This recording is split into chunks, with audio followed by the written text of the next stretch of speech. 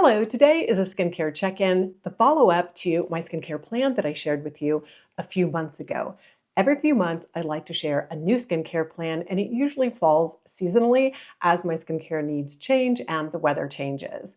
I like to share with you new launches, new releases, trending ingredients, products that you've recommended, and a few products that are worth revisiting. Then I come back after a few months of using and testing the products to share with you whether these actually worked. Are they worth trying for our mature skin? Will they help us get the best skin of our lives over 50? Of course, we all have different skincare needs, different skincare concerns, different skincare types. My skin is dry, somewhat reactive, mature, and tends to be prone to redness. And I will address, as I'm testing these products, what skin type or skincare concern these products might be best for. So even if you don't have the exact same skincare type that I have, hopefully these regular check-ins will serve as a guide for you. I'm going to be sharing these products in the order of a skincare routine so you can easily move throughout the video if you're looking for a particular product at a particular step in your skincare routine. And of course, the big topic of today is going to be DNA repair enzymes. For the last 3 months, I've been using the Youth Recovery Serum by PHOTOZYME and their DNA repair enzymes, both on my face and my body. So that will be the big topic of today. And throughout, I'll talk about all the new skincare that I tried over the last 3 months. Starting with the 2 balm cleansers. This is the Naturium Purple Ginseng Cleanser, a very basic, very affordable drugstore cleanser. I used the entire thing up. I really like this cleanser. This is definitely going to be a repurchase. If you have normal to oily to dry skin, I think this would be great for everyone. It emulsifies clean. It breaks up all the makeup, breaks up that mascara. I was very impressed with this after it was recommended by Des at Beauty by Des. Definitely a great balm cleanser and super affordable. On the higher end side, I tried the Goop. This is their Luminous Cleansing Balm. Not quite done with this. This lasts forever. And this one has fruit extracts and some oils, so it has kind of a delicate light scent. If you want more of a texture to your balm cleanser than sort of just a smooth, creamy balm cleanser, I would go for this one. And the price point is almost double, maybe it's almost triple. So it is definitely a luxurious experience. And I will say the Goop cleanser left my skin a little bit softer after rinsing off and before going in with my double cleanse. But by the time I was finished with my second cleanse, both of these did the job. Breaking up the makeup, breaking up the sunscreen, rinsing off, and ready for your second cleanser. It's the new cleanser I've been trying is the Elastin Ultra Calm Clean Cleanser. That's a mouthful. This is a super creamy cleanser, but honestly, it's very basic for the price. I think it's about $42, whereas the Dermatology Goat Cleanser, which actually will last a bit longer, because it's a little bit of a more thick and dense formula. Oh, I got a lot out there, but a little bit goes a long way. I used about 3 times too much and just showing you that texture test because this has lasted me, I would say, over 6 months now, and you really only need this much. And that will get everything off for your second cleanse. It's really not very much. And it comes in some new packaging, but it's the exact same 5.75 ounces. And it is definitely a lot more affordable than the Elastin. And in the end, despite my concern about their surfactants being a little bit higher on the ingredient deck than the Ultra Calm Cleanser by Elastin, this one did a better job at leaving my skin a little bit softer than the Ultra Calm. Neither one was sensitizing. They're both great, gentle cleansers, but Dermatology's Go Cleanser definitely won out, especially on the price point. Unfortunately, the new toner I was going to try by Numbuzin did not arrive. My Yes Style order got lost in the ether. So the only new toner I tried was Ilia, and I'm going to talk about this a little bit later in the routine because this is a milky cleanser and it needs to go on after the DNA repair enzymes. So the DNA repair enzymes was my next step after cleansing. I used both one of their 1.7 ounces and their little trial size. So this combined lasted me about 3 months.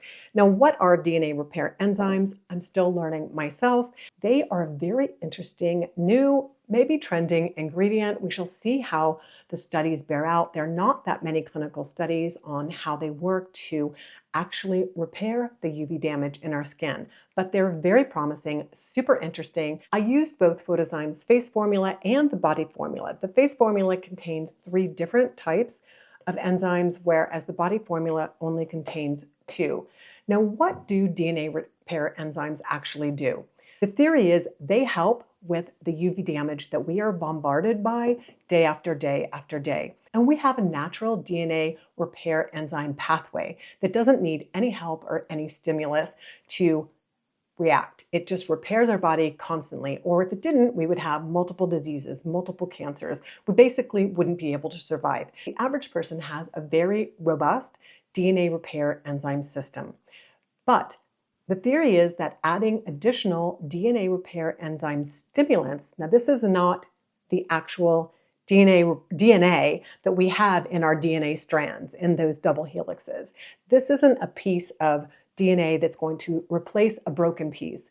What this does is it stimulates our cells to continue the repair enzyme process. So that was a distinction that I didn't understand before chatting a little bit with the company rep. The DNA Youth Recovery Serum contains 3 different DNA repair enzymes. I'm going to share with you what they are and what they do.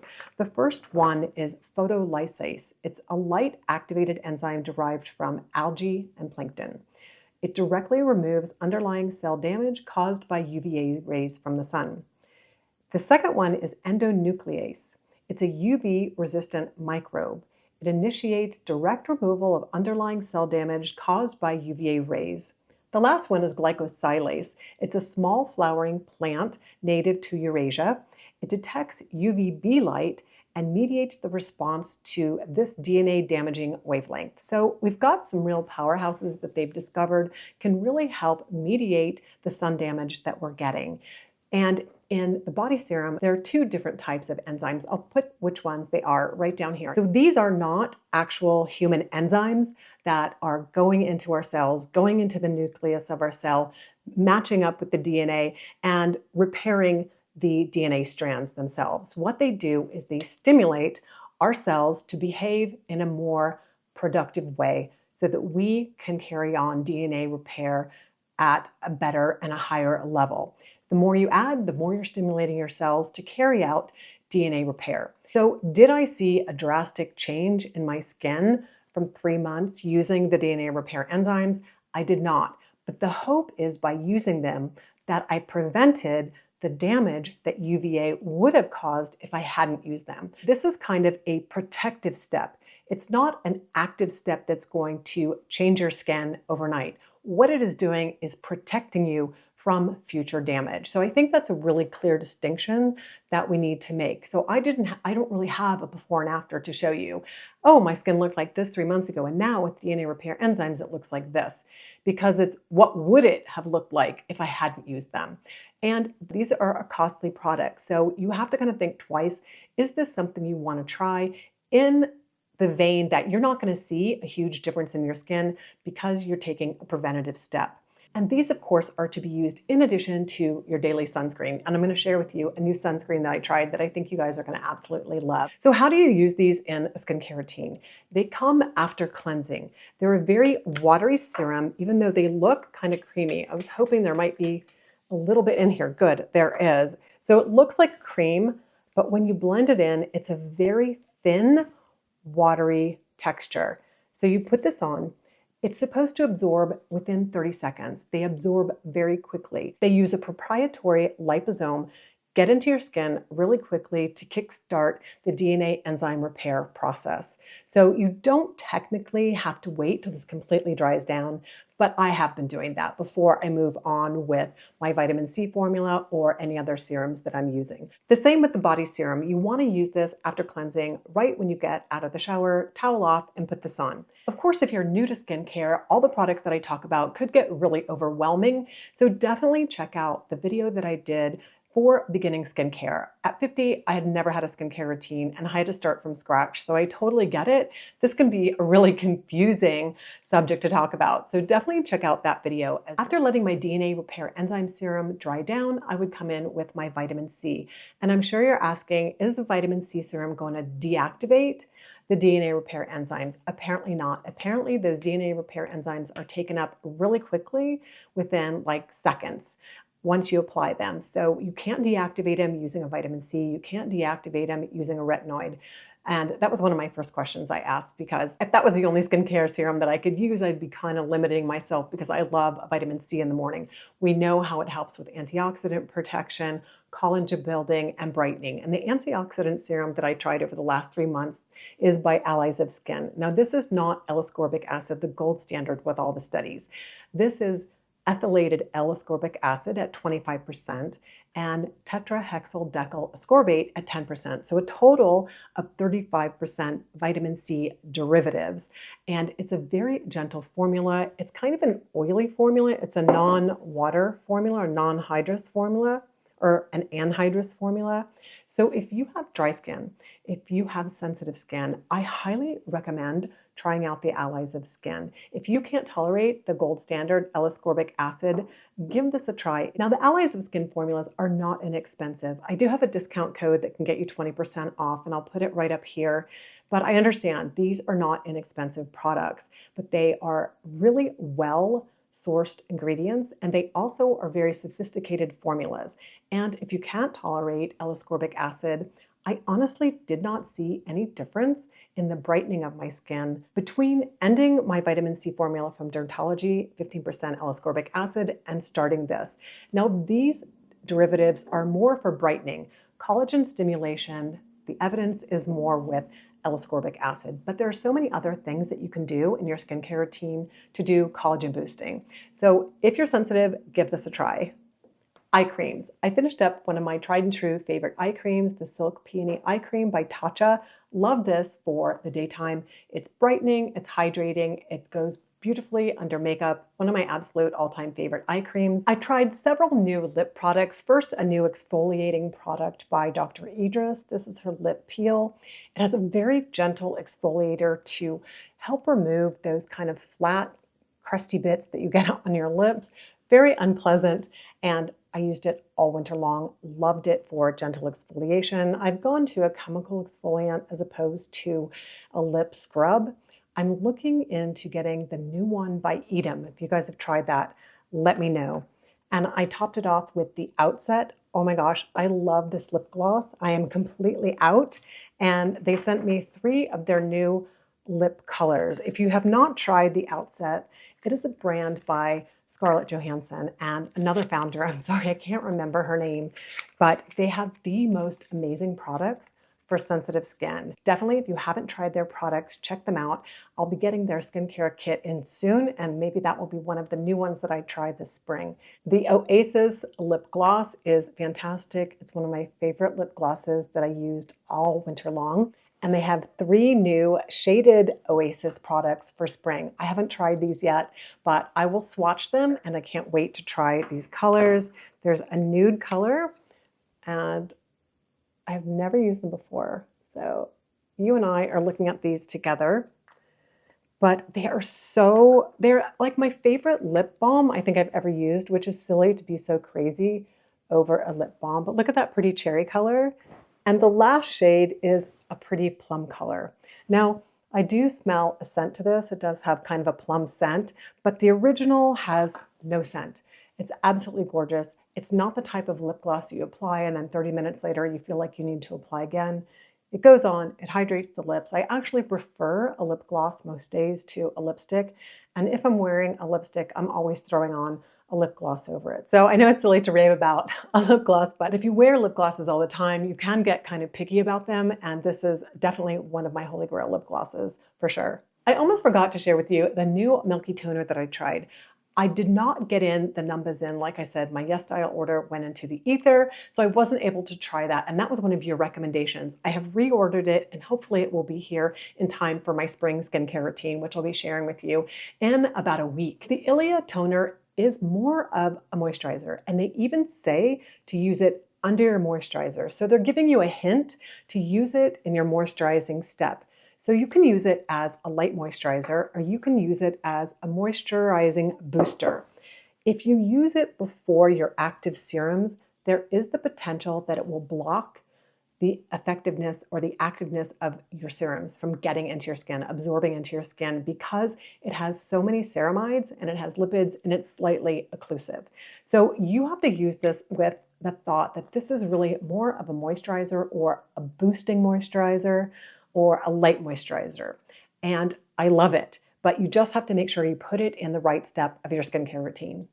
A new sunscreen that I absolutely love, the In Beauty Project. This is their Mineral Sun Glow.